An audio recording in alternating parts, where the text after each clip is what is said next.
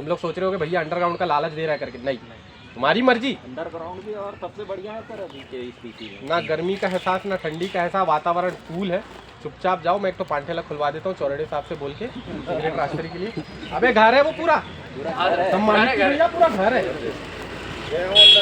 पूरा घर। तो अब डिसीजन सर्वमान्य होगा, इसमें कोई बिगड़ना मत, समझ रहे हो। पढ़े लिखे हो, डॉक्यूमेंट को चेक करवा लेता हूँ, किसको कहाँ कैसा मिल रहा है, एक बार लिस्ट देख लूँगा। मेरे तरफ से अगर कुछ हो पाता है उसमें मैं चेक कर लूँगा।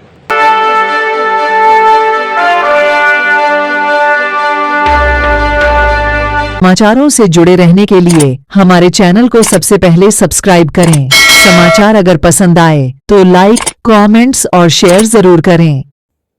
नमस्कार दोस्तों, आप देख रहे हैं न्यूज शिखरांश। हम में है दम सच्चाई को सामने लाने का। हम मलाजखंड ताम्र परियोजना की बात कर रहे हैं। वहां पर बेरोजगार युवाओं के साथ नौकरी के नाम पर बंदरबाट की बात कर रहे हैं। इस बंदरबाट का एक प्रमुख किरदार है शिवम ब्रह्मे, जिसने 6 माह के अंदर पौनी मलाजखंड स्थित अपने मकान पे 20 लाख रुपए खर्च किया है। इसके अलावा एक होंडा वेन्यू, एक बुलेट और एक स्कूटी खरीदी है। यह वही शख्स है जिसकी सैलरी, जिसका वेतन मात्र 20,000 रुपया है। इतना सब इस व्यक्ति ने, इस युवा ने 6 माह के अंदर खरीदा है। कैसे, यह एक क्षेत्र में चर्चा का विषय बना हुआ है। शुभम ब्रह्मे जिसकी हम बात कर रहे हैं, उसने निविदा के अंतिम समय पर श्रमिकों को लिया और यह बात करके लिया कि मैं आपको सुरक्षा गार्ड की नौकरी दे रहा हूं, जिसमें लेन देन का मामला सामने आ रहा है।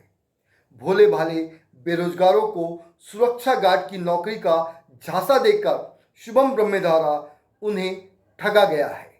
मलाजखंड ताम्र परियोजना, जहां पर नौकरी के नाम पर बेरोजगार युवाओं से बहुत बड़े पैमाने पर ठगी हुई है। ठेकेदार और भारतीय श्रमिक मजदूर संघ के कार्यकारी अध्यक्ष इसके मुख्य मास्टरमाइंड है। ठेकेदार जबलपुर की outsource service Happy Esquire outsource services limited Jabalpur है। मलाजखंड में कंपनी का काम शुभम ब्रह्मे देखते हैं, जिसने नौकरी के नाम पर बेरोजगार युवाओं से 2 से 2.5 लाख रुपया लिया गया और यह कह के लिया गया कि आपको सिक्योरिटी गार्ड की नौकरी दिलाऊंगा।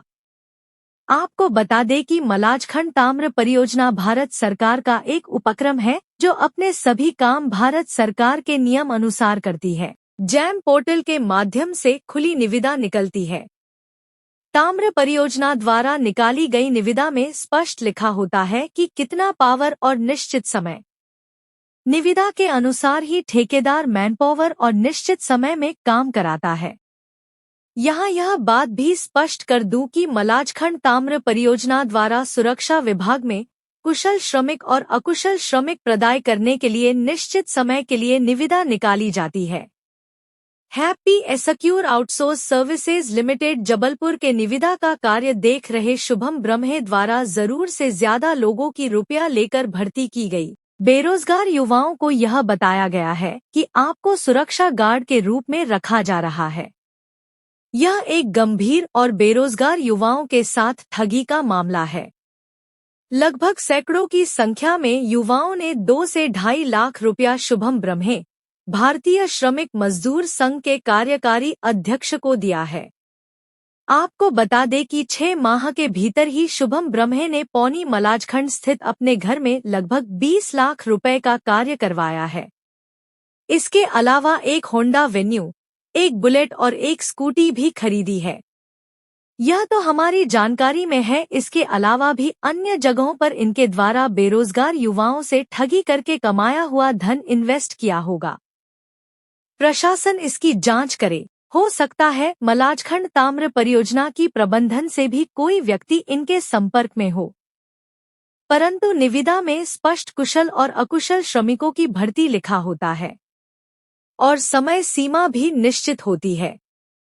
शुभम ब्रह्मे और उसकी टीम ने बहुत बड़े घोटाले को अंजाम दे दिया, जिसे हम नौकरी भर्ती घोटाला भी कह सकते हैं।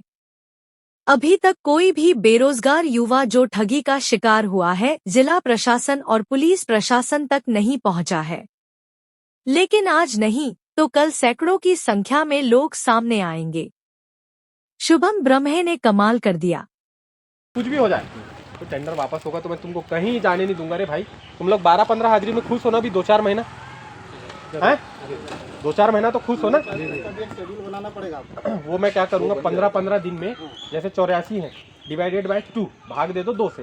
15 दिन तुम आओ, 15 दिन तुम आओ, तो 15 दिन क्या रहेगा, खेती बाड़ी वाला अपना खेती बाड़ी निपटाएगा, 15 दिन ड्यूटी आएगा, होगा ना ऐसे। रोज आके वापस होने से अच्छा गलत।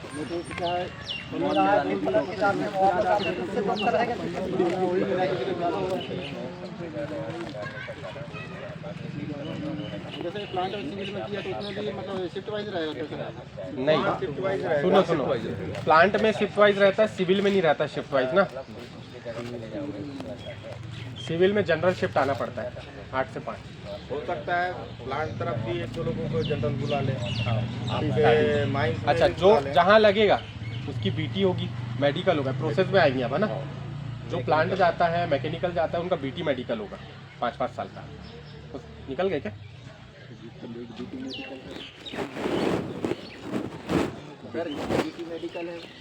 वो तो चल जाएगा, वो अपना दिखा, हाँ जिंदा है। हाँ, ये तो आरके में थे ना तुम। हाँ। और मैं तो बोल रहा हूँ भाई, एक चीज़ मैं आपको समझा रहा हूँ। मैंने सुबह किसको विजेता मेरा भी आया क्या है, तू सुबह समझाया था ना।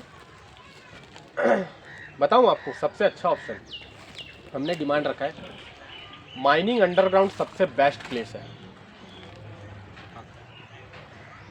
माइनिंग का अंडरग्राउंड सबसे बेस्ट प्लेस है। उसका रीज़न बताता हूँ। इन फ्यूचर आप लोगों का हैवी लाइसेंस होगा तो आप ड्राइवर ही अच्छे से करोगे, ठीक। अंडरग्राउंड जाने से आपको सीख ये मिलेगी, इंटीरियर में आप कभी अपने बारे में, मलाजखंड के बारे में किसी को बता पाते हो? तुम लोग को क्या पता है ये बताओ मेरे को, मलाजखंड का क्या है मेन। सब बता देते हमारे यहाँ कॉपर निकलता, अबे निकलता कैसे है ये सीखने मिलेगा। जो ग्रेजुएट है या नहीं है, 10वीं तक की भी पढ़ा होगा, वो माइनमेट का एग्ज़ाम दे सकता है और आगे की पढ़ाई कर सकता है। वो फोरमैन बनने की कैपेसिटी रखता है अंडरग्राउंड जाने के बाद, समझ रहे हो। ये जो ओपन कास्ट का अपन चोचला पाल रहे ना, देखो अंडरग्राउंड में नौकरी कितनी कम होती है वो बताता हूँ। 1 से 1.5 घंटा तुमको अंदर जाने लगता है। कौन के अंडरग्राउंड कोई करा है यहाँ का? करे हो ना तुम लोग, करे हो ना रवि? 1-1.5 घंटा अंदर जाने लगता है, 1.5 घंटा जाने लगता है, ब्लास्टिंग होती है, आने लगता है। ब्लास्टिंग होती है तो फ्यूम निकलने लगता है कम से कम आधा से 1 घंटा, ठीक। 8 घंटे की ड्यूटी है, 3 घंटा माइनस कर दिए, बचा कितना? 5-5.5 घंटा काम किए हैं हम लोग। 5 घंटा बचा, 1.5 घंटा वापस आने लगता है। काम कितना किए? 5.5 घंटा मिला के। मैं वो 5 घंटा भी नहीं गिनता, क्योंकि मैंने सीमेंट की बोरी फेंका है भाई, खंडे में फेंका हूँ अंडरग्राउंड में। पूछना DCS कंपनी में जाके, 2017 की ज्वाइनिंग थी, ऐसा 96 बैग टंगाता था। राजू भेंगरा को जानते होंगे ना, सिविल डिपार्टमेंट में। राजू भेंगरा से पूछना, मैं मसाला बनाता था नीचे रेत गिट्टी का, तब जाके यहाँ तक पहुँचा हूँ। तो मैं अपनी सीख तुमको दे रहा हूँ। तुम लोग सोच रहे हो कि भैया अंडरग्राउंड का लालच दे रहा है करके, नहीं, तुम्हारी मर्जी। अंडरग्राउंड भी और सबसे बढ़िया है सर अभी के स्थिति में। ना गर्मी का एहसास ना ठंडी का एहसास, वातावरण कूल है। चुपचाप जाओ, मैं एक तो पांठेला खुलवा देता हूँ चौरड़े साहब से बोल के, सिगरेट रास्ते के लिए। अबे घर है वो पूरा, सम्मानित भैया, पूरा घर है, आओ, पूरा घर।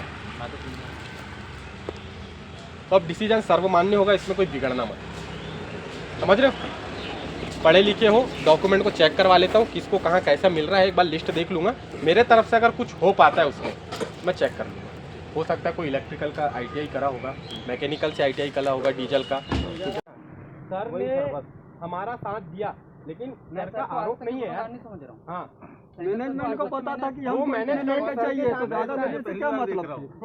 ज़्यादा भी नहीं लेने सर के साथ जैसा मैनेजमेंट का आदेश होता है, सर वैसा काम करते हैं। तुम इनको आरोप या प्रत्यारोप अब मैनेजमेंट अभी पीछे भाग रही है भर्ती लेने के बाद। बिना मैनेजमेंट के तो भर्ती नहीं हो सकती। नहीं, कौन बोला ये बात? मैं आपको बता रहा हूँ, एकदम क्लियर बता रहा हूँ। अभी क्या है, मेरे को जैसे एक दिन में 138 लड़के चाहिए, मैं अपने ठेकेदार को बोलूँगा भाई मेरे को 138 लड़के चाहिए। अब वो 138 के एवज में अगर वो 200 लड़के रखता है, 300 लड़के रखता है, वो उसके ऊपर है। क्योंकि क्या होता है ना कि बहुत से लोग एब्सेंट भी हो जाते हैं, तो उसके जगह वो आ जाते हैं, ऐसा है। वो कितना भी रख सकता है, ये उसकी मर्जी है, ये भी मैं बता रहा हूँ। और PF फंड जो बनाता है, पीएफ कोड जो बनाता है, ये रिक्रूटर वो होता है। जैसे इसके पहले जो लड़के थे उन लोग का पीएफ कोड कहाँ का था, HCL बनाया था, उन लोग की जिम्मेदारी हम लोग की थी कब तक, दिसंबर 2025 तक।